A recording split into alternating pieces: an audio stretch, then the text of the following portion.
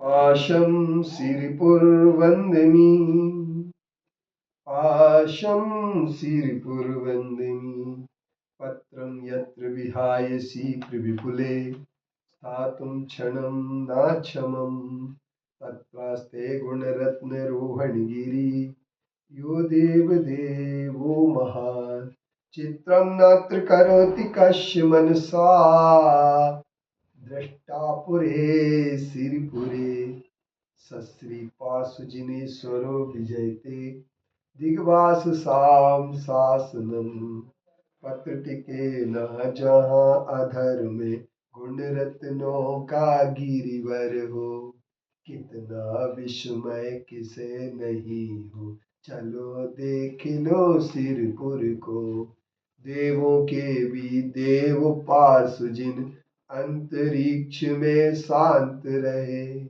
युगों युगों तक दिगंबरों का जिन शासन जयवंत रहे। दुनिया में हर आदमी के पास 7 प्रकार के डर होते हैं। उन डरों में पहला डर आदमी के सामने मृत्यु का डर होता है। दूसरा डर आकस्मिक दुर्घटना का होता है। तीसरा मेरा रक्षा करने वाला कौन है ये पता नहीं चलता है। चौथे नंबर में जाकर के कहाँ अपनी रक्षा करूंगा वह स्थान मुझे नहीं दिख रहा है, इस बात का डर होता है।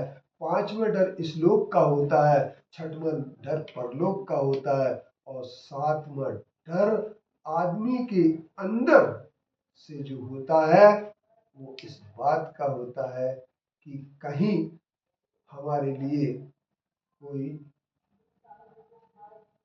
पकड़ न ले, कोई हमारे साथ बीमारी न हो जाए, कोई मेरे लिए पीड़ा न हो जाए। इन भयों के कारण से व्यक्ति निरंतर भयभीत रहता है। लेकिन जिसके दिल में एक बार भगवान के प्रति श्रद्धा आ जाती है, जिसके साथ में मालिक हो जाता है, जिसके साथ में मालिक की संगति हो जाती है, जो अरिहंत सिद्ध परमात्मा को अपने साथ कर लेता है, तो उसके दिल में न तो कोई गम रहता है, न उसके अंदर कोई त्रास रहता है, न उसके अंदर कोई तनाव रहता है, क्योंकि वह एक बात पर निश्चित कर लेता है मेरी कोई न कोई अंत में अगर सहायता करेगा तो वो सहायता करने वाले कोई दूसरे नहीं होंगे, मेरे प्रभु परमात्मा ही मेरी रक्षा करेंगे। और जो परमात्मा के लिए पहचान जाता है और ऐसा परमात्मा को पहचानने वाला, जैसे वादिराज सूरी ने परमात्मा को पहचान लिया, उन्होंने परमात्मा से निवेदन किया और परमात्मा से कहा कि मेरे शरीर में अगर कोढ़ है मुझे इसकी कोई तकलीफ नहीं। क्यों? इसलिए नहीं क्योंकि मेरे पास एक आप है। जब आपका जन्म होता है या आप गर्भ में आते हैं तो 6 महीने पहले से उस नगरी के लिए स्वर्णमयी बना दिया जाता है। उस नगरी में रत्नों की वृष्टि होने लगती है।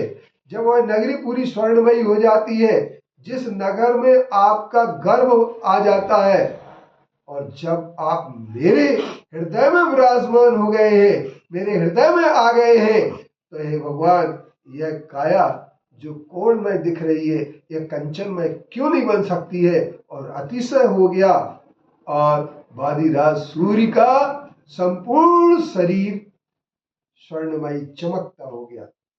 इसी तरीके से शिरपुर के अंदर भक्ति की बहुत सारे लोग कहते हैं राजा एल श्रीपुर ने पानी से नहाया या पानी पी लिया इसलिए सोने का उसका कोढ़ मिट गया, इसलिए नहीं मिटा। उसने पार्श्वनाथ के प्रति यह भावना पैदा की कि हे पार्श्वनाथ भगवान, जब आप मेरे हृदय में आ जाएंगे, जब मेरे हृदय में कमल आसन पर विराजमान हो जाएंगे तो मेरा शरीर सोने जैसा चमकता होगा, कैसे नहीं बनेगा। और परिणाम हुआ सिरपुर के पार्श्वनाथ भगवान का अतिशय कहते हैं लोग। मैं कहता हूं अतिशय तो है लेकिन भगवान के प्रति श्रद्धा भी होना चाहिए। क्योंकि कोढ़ होता क्यों है? श्रीपाल राजा कोटि भट्ट श्रीपाल को अगर कोढ़ हुआ तो उसका कारण यह रहा उन्होंने मुनि निंदा की, और मुनि निंदा करने के कारण से उन्होंने मुनियों के लिए कोढ़ी कहा और 700 लोगों ने उनका समर्थन किया तो वो कोढ़ी हो गए। पूर्व कर्म के किए हुए जैसा कर्म करेगा